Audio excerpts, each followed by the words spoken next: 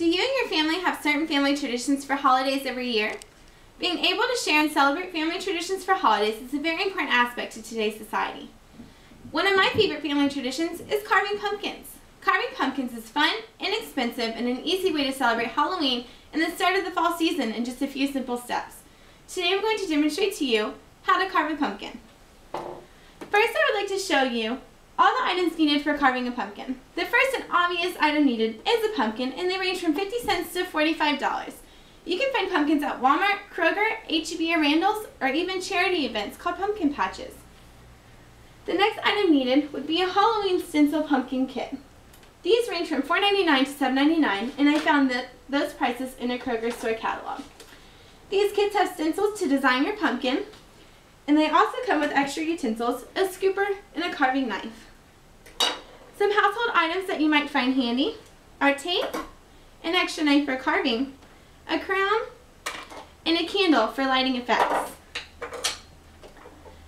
Carving pumpkins can be done in 5 easy steps.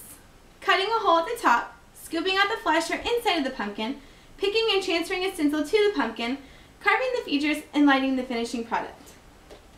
The first step is cutting a hole at the top of the pumpkin. Cutting a hole can be very easy, and the hole doesn't need to be any certain size or shape. For children, a parent might want to trace a circle to guide a child where to cut. Once you've cut the top of the pumpkin, take off the top, set it to the side until your very last step. Now step number 2, which is scooping out the flesh or inside of the pumpkin. With your handy dandy scooper from your stencil kit, scrape out the flesh from inside of the pumpkin. This prevents it from rotting and making the pumpkin last a little bit longer. Once you think you've got all of the flesh from inside the pumpkin, grab it with your hand, use a trash bag, and empty it out unless you're one of those people that like to collect the pumpkin seeds.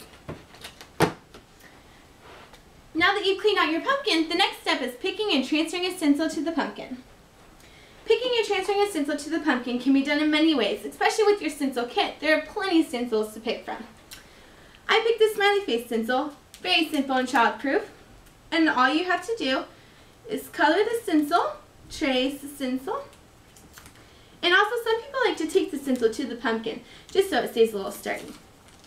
Once you trace the pumpkin, you will be able to see the stencil better, and some people even like to outline it like this so it's easier to carve.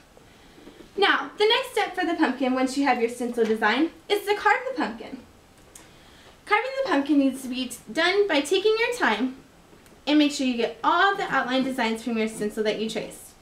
Once you've done all of that, it should be easy enough to push in, just like this. Now sometimes it may be difficult and some pieces might not want to work for you, but if you just keep messing with it, they should pop right out. Okay.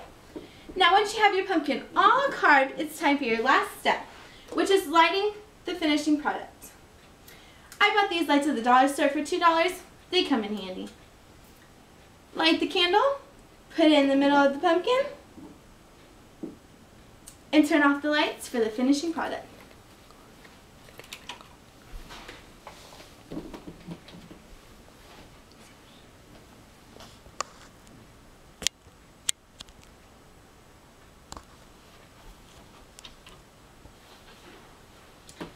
Now that you know how to carve a pumpkin in the 5 easy steps that include cutting a hole at the top, scooping out the flesh or inside of the pumpkin, picking and transferring a stencil to the pumpkin, carving the features, and lighting the finishing product, families can now pass this family tradition down from generation to generation. I cannot wait to pass it down to my kids. Thank you.